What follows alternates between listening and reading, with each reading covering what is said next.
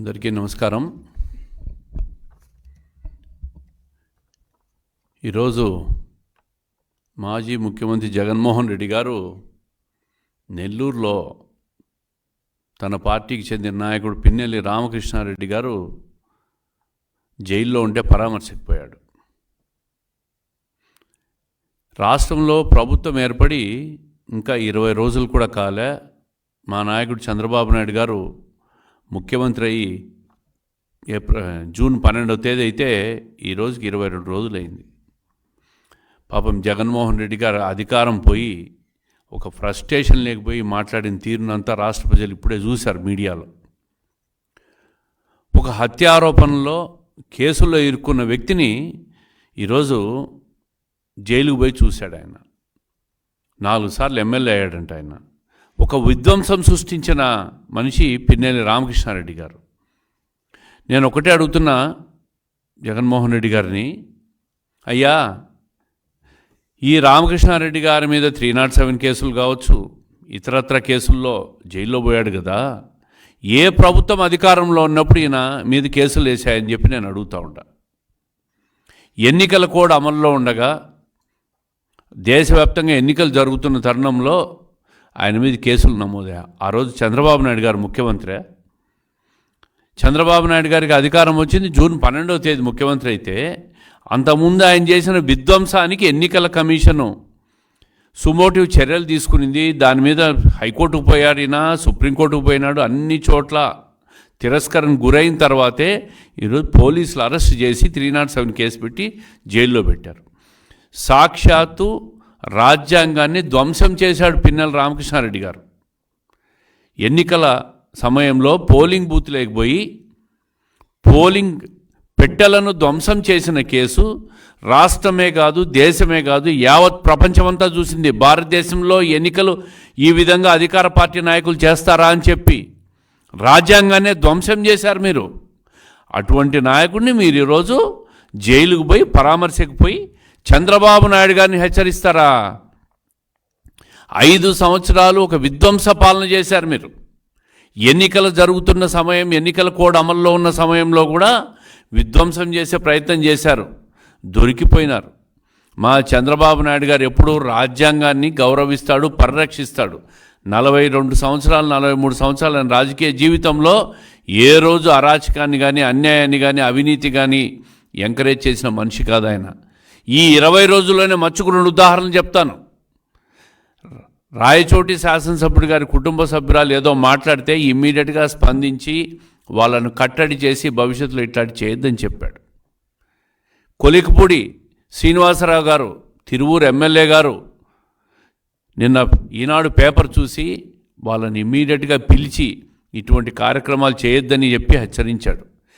ఎవరైనా సరే తెలుగుదేశం పార్టీలో చట్టాన్ని చేతిలోకి తీసుకొని వ్యవహరిస్తే నేను ఉపేక్షించానని చెప్పి గట్టిగా హెచ్చరిక పంపిన నాయకుడు మా నాయకుడు చంద్రబాబు నాయుడు గారు.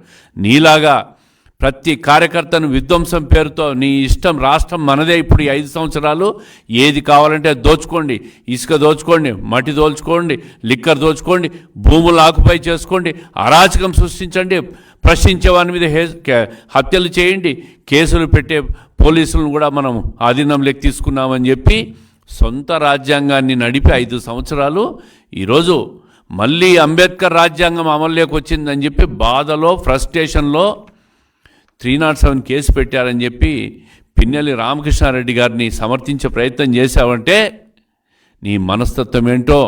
ఎందుకు నిన్న 5 సంవత్సరాలు ప్రజలు నిన్ను చూసి విసిగి వేసారిపై ఆంధ్రప్రదేశ్ రాష్ట్ర చరిత్రలో ఎప్పుడూ ఇవ్వనటువంటి 164 సీట్ల తీర్పునిచ్చారో ఒక్కసారి అర్థం చేసుకో. 1 రోజులు కూడా కాలేదు మీరు ముఖ్యమంత్రి అయ్యి. నేను అడుగుతున్నాను, ఈరోజు రామకృష్ణారెడ్డి గారి మీద ఈ కార్యక్రమాలన్నీ తెలుగుదేశం పార్టీ పేపర్ ప్రచురించింది. దీంట్లో ఒక్క అబద్ధమన్నా ఉందా మాజీ ముఖ్యమంత్రి గారు అని చెప్పి నేను అడుగుతూ ఉండా. ఎస్సీల మీద దాడులు, ఎస్టీల మీద దాడులు, ఇదే రామకృష్ణారెడ్డి గారి నియోజకవర్గంలో 5 సంవత్సరాల్లో 8 హత్యలు జరిగినాయి. అన్ని వర్గాల మీద 79 దాడులు చేశారు. బీసీ, ఎస్టీ, మైనారిటీల మీద 51 దాడులు చేశారు మీరు. ఇదే ప్రజలకు ముఖం చూపించలేక మీరు 20 రోజుల్లో ఓడిపోయిన దానికి మొహం చూపించలేక తిరిగి జైలులో ఉన్న ఖైదీలకు మొహం చూపించేదానికి పోయినారంటే మీరు ఎటువంటి వారో మిమ్మల్ని అర్థం చేసుకోవచ్చు. ఈరోజు ఫియర్ సైకోసిస్ సృష్టించినారని చెప్పి మీరు మాట్లాడుతున్నారు. ఫియర్ సైకోసిస్ సృష్టించింది జగన్మోహన్ రెడ్డి గారు. మీరు ముఖ్యమంత్రిగా ఉన్న సమయంలో ఆంధ్రప్రదేశ్ రాష్ట్రంలో ప్రజలను ఒక ఫియర్ సైకోసిస్లో ఉంచినావు. అందుకే ఆ ఫియర్ సైకోసిస్ నుంచి వాళ్ళు బయటపడలేక 5 సంవత్సరాలు మనసులో పెట్టుకొని ఎన్నికలు వచ్చేసరికి ఓటు రూపంలో వాళ్ళ ఫియర్నంతా కూడా బయటికి తీసుకొచ్చి ఓటు రూపంలో సైలెంట్గా ఓటేసి మిమ్మల్ని ఇంటికి పంపించిందని చెప్పి నేను గుర్తు చేస్తూ ఉండా. మీరు మీలాగా ఎక్కడా కూడా అరాచకం అవినీతి తెలుగుదేశం ప్రభుత్వంలో జరగలే. 20 రోజులు కాకముందే హామీలన్నీ అమలు చేయమని అడుగుతున్నారు మీరు. ఏమయ్యా, సూపర్ 6 పథకాలు ప్రకటించింది తెలుగుదేశం పార్టీ. మీలాగా హామీలు ఇచ్చామని చెప్పి 99% అమలు చేశామని చెప్పి ఊరూరా మీరు మీ మంత్రులు మీ ఎమ్మెల్యేలు డంకా బైదాయించారే. ప్రజలు నమ్మింటే మీకు మళ్ళీ ఓట్లేసే వాళ్ళే కదా. మీరు ప్రజలకు మంచి చేసింటే, న్యాయం చేసింటే, ప్రజలకు సంక్షేమం అందించింటే, రాష్ట్రానికి అభివృద్ధి చేసింటే మీకు కూడా ఓట్లేసేవాళ్ళు. అవన్నీ చేయలేదనే కదా మిమ్మల్ని ఇంటికి పంపించారు. రాష్ట్రాన్ని ఆర్థికంగా ధ్వంసం చేశారు, అరాచకం సృష్టించారు, ప్రజలను భయభ్రాంతులు గురి చేశారు మీరు. ఈరోజు సూపర్ 6 పథకాల్లో ముఖ్యమంత్రి అయిన 20 రోజుల్లో 18 రోజుల్లో పేద ప్రజలకు 4,000 రూపాయలు, 3,000 నుంచి 4,000 రూపాయలు పెన్షన్ పెంచి, పాత బకాయిలు 3 నెలలు కూడా పెంచి 7,000 రూపాయలు ఇచ్చిన ప్రభుత్వం తెలుగుదేశం ప్రభుత్వం, మా నాయకుడు చంద్రబాబు నాయుడు గారు. మిగిలిన హామీలన్నీ కూడా ఖచ్చితంగా అమలు చేస్తాం, దీంట్లో రెండో అనుమానం లేదు. చంద్రబాబు నాయుడు గారు హామీ ఇచ్చారంటే అవి అమలైనట్టే. ఈ నెల రోజులు కాకముందే హామీలు అమలు చేయలేదని చెప్పి మీరు మాట్లాడుతూ ఉన్నారు. మీరు ఇచ్చిన హామీలన్నీ ఎప్పుడు అమలు చేశారు, ఎక్కడ అమలు చేశారు? ఈరోజు రాజధానిని ధ్వంసం చేశావు, నీటిపారుదల ప్రాజెక్టులన్నీ ధ్వంసం చేశావు. రైతులు బాధలు పడుతున్నారు, మహిళలు బాధలు పడుతున్నారు, వ్యాపారస్తులు బాధలు పడుతున్నారు, పిల్లలు బాధలు పడుతున్నారు. అన్ని వర్గాల వాళ్ళు మీ 5 సంవత్సరాల పాలనలో విధ్వంసానికి గురై ఆర్థికంగా నష్టపోయి భౌతికంగా హత్యలు కూడా చేశారు. అన్ని రకాలుగా నష్టపోయిన ప్రజలు ఆంధ్రప్రదేశ్ ప్రజలు. దీన్ని బాగు చేసేదానికే చంద్రబాబు నాయుడు గారికి, కూటమి ప్రభుత్వానికి 164 సీట్లు ఎమ్మెల్యేల మద్దతు ఇచ్చి ఈరోజు రాష్ట్రంలో మళ్ళీ రాష్ట్ర పునర్నిర్మాణానికి ప్రజలు నడుం బిగిస్తే మీరు ఈరోజు జైలుకు పోయి, పిన్నెల్లి రామకృష్ణారెడ్డి ఒక గాంధీ మహాత్ముడంట, ఆయన ఏ హత్యా నేరం చేయలేదంట, బూతులు క్యాప్చరింగ్కు బూతులు లేకపోతే పోలీసులు చట్టపరంగా చర్యలు తీసుకున్నారు, చట్టపరంగా కేసులు పెట్టారు. ఎన్నికల కోడ్ అమల్లో ఉండగా కేసులు పెట్టారు. గుర్తుపెట్టుకోవాలి మీరు, చంద్రబాబు నాయుడు గారికి సంబంధం లేదది. ఎన్నికల కోడ్ ఉండగా కేసులు పెడితే అవన్నీ కూడా మా పైన వేసే నెపం వేసి ప్రజలను తప్పుదారి పట్టించే ప్రయత్నం చేశారు. 5 సంవత్సరాలు ప్రజలను తప్పుదారి పట్టించారు. ఇంకెవరు మిమ్మల్ని నమ్మరు, మీ పార్టీ నిలబడదు, బంగాళాఖాతంలో కలిసిపోవాల్సిందే. మీరు కూడా ఇప్పటికే తెలంగాణ హైకోర్టు కూడా మీ మీద ఉన్న అవినీతి ఆరోపణలో రోజువారీ కేసులు విచారణ చేయాలని చెప్పి సిబిఐ కోర్టుకు ఆదేశాలు కూడా ఇచ్చింది. ఇది కూడా మర్చిపోయి మీరు ఈరోజు దాన్ని కేసుల నుంచి ప్రజలను దృష్టి మళ్లించేదానికి మీ మీద జరుగుతున్న లీగల్ కాన్సిక్వెన్సెస్ అన్నీ కూడా ప్రజలు మర్చిపోయే విధంగా ఏదో జైలుకు పోయి ఒక హత్యానేరం చేసిన వ్యక్తిని, ఒక ఈవీఎంలు పగలగొట్టిన వ్యక్తిని, ఈవీఎంలు పగలగొట్టడం అంటే రాజ్యాంగాన్ని ధ్వంసం చేసినట్టే. అటువంటి వ్యక్తిని పరామర్శకు పోయి చంద్రబాబు నాయుడు గారిని హెచ్చరించే మాటలు మాట్లాడతారా? 5 సంవత్సరాలు ముఖ్యమంత్రిగా ఉన్నవి నువ్వు ఇటువంటి మాటలు మాట్లాడచ్చా? నీకు ఇంకెప్పటికీ అనుభవం రాదు, పరిపక్వత రాదు, నీ నైజం ఇంతే. రాష్ట్ర ప్రజలు నిన్ను ఇంకా నమ్మరు. నీ పార్టీ కూడా బంగాళాఖాతంలో కలిసిపోవడం ఖాయం.